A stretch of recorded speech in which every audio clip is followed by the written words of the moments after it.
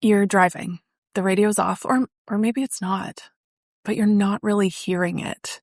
And there it is again, that conversation from 3 weeks ago. Not the whole thing, just that one line, that look on their face. You've told this story to your best friend twice already. You know what she said as her advice, and you know maybe what you should have said back. And yet here you are, your foot's on the gas, but your mind is somewhere else entirely, back in that exact moment like it just happened 5 minutes ago. That's what we're getting into today. What's actually happening in the body when a moment like that won't let go, and what to do about it. You're listening to The Emotional Truth, somatic healing and nervous system regulation for the midlife woman who's done everything right and still feels stuck. I'm Leslie Turner, somatic practitioner and intuitive coach.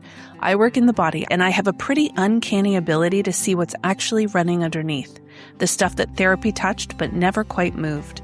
Because understanding why you do something and actually stopping it are two completely different things, and that's exactly where we work. We cover people-pleasing, mom burnout, perimenopause, relationships, money, and what it actually costs the woman who's always been the responsible one. Short episodes, real stories, specific enough to stop you in your tracks. Let's get into it. Let's name exactly what we're talking about. You might have called this a toxic interaction. That conversation, the comment, the moment with someone that you can't shake. I see this over and over again with clients. They think that they've let something go. They've talked it out with someone they trust, maybe more than once, so it should be done, right?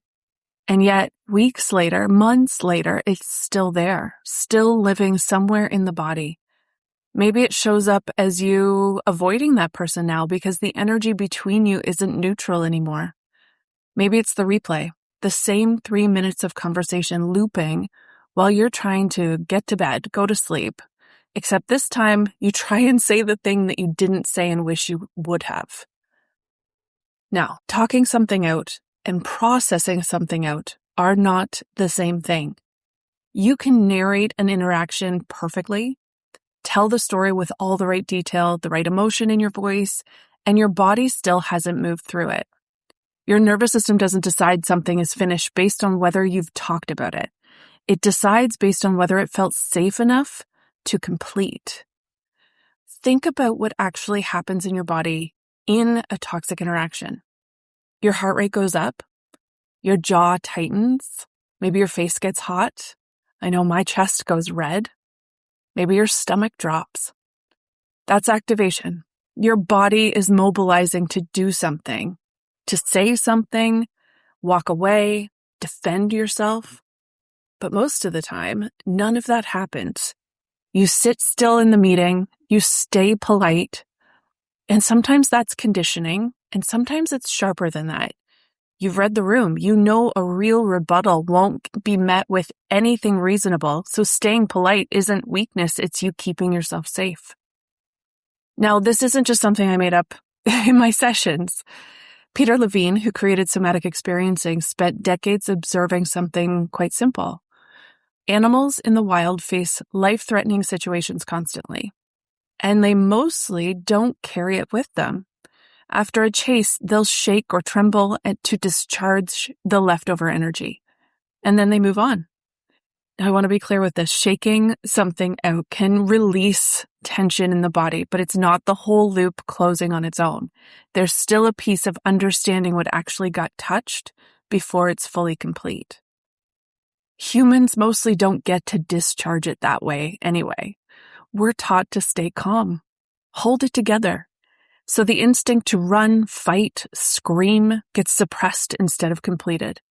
And then it stays lodged in the body as tension, reactivity, a body reading a neutral moment as if it might be dangerous. And that's not you being overly sensitive or bad at letting things go. It's that the response never got to finish. Now, it's rarely the interaction itself that's still alive in the body. It's what the interaction touched. It's usually one of a handful of things. Maybe abandonment. So someone pulls away, cancels, ghosts you, goes quiet, and your whole system goes on alert because somewhere in your past, being left meant something dangerous. something scary to your little body. Or maybe it triggers the not being enough feeling. A comment lands about your work, your parenting, your body, and it doesn't just sting, it confirms something that you already kind of believed about yourself. Being unseen, you say something in the group and it gets talked over or ignored. And it's not really about that one sentence or the one interaction. It's about every time your voice didn't register as worth listening to.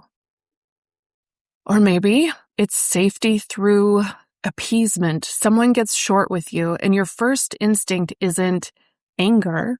It's to smooth it over immediately because somewhere in your past, someone's disappointment was actually dangerous to you, not just uncomfortable. None of these will show up with a label on them in the moment. They just show up as the interaction feeling bigger than it should. And that gap is the clue. That's where you go looking. Now, this is exactly why I had built the toxic interaction audio. 15 minutes meant to interrupt the spinning on a specific interaction and bring your body back to something more neutral, more you. If something deeper is sitting underneath that, once the spinning stops, maybe an emotion like anger, shame, loneliness, betrayal, I have something for that too. It's called the Triggered Toolkit, and that's the next step. I'll talk about it in a second. Not every toxic interaction is touching on an old wound. Sometimes someone shows you exactly who they are, and you get to have compassion for whatever they might be dealing with, but still file it away and ask, do I let this person into my inner world again?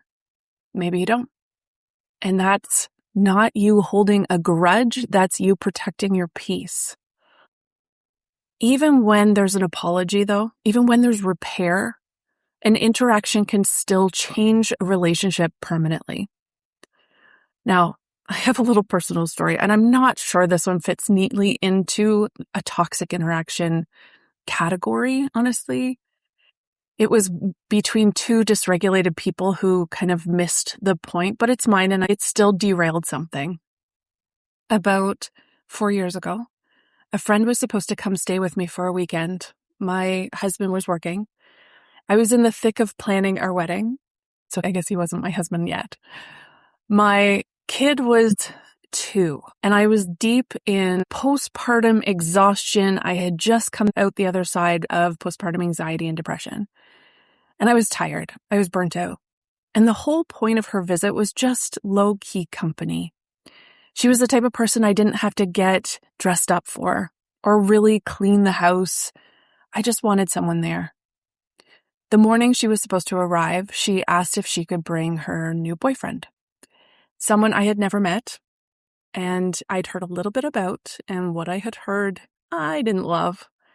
And suddenly the entire point of the weekend was gone. I'd have to be on, be dressed, cook, clean, be a version of myself I didn't have the capacity to be. So I said no, I just wanted her.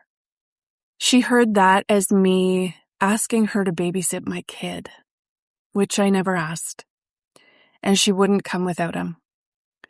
I was exhausted. I was sleep deprived, completely activated, and I might have yelled, and I hung up on her. Now, I did apologize a few weeks later because she was coming to the wedding, but she never saw what was out of line about the ask. We tried to keep the friendship going for a few months after, and I just couldn't anymore. That was 4 years ago, and every so often, out of nowhere, it still surfaces. And when it does, I go straight to compassion for me, not judgment. And that's part of the reason why I built that toxic interaction audio in the first place. It's not to never get triggered again, but to get back to yourself faster when you are. So if there's one thing to take from this, getting over a toxic interaction was never about talking it into submission. It's about letting the activation your body never got to finish, finally finish, and having so much grace and compassion for yourself while it does.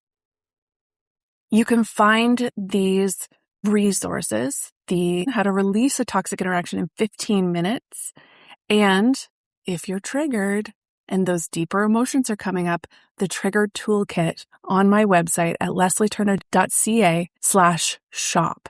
And guess what? They're both free.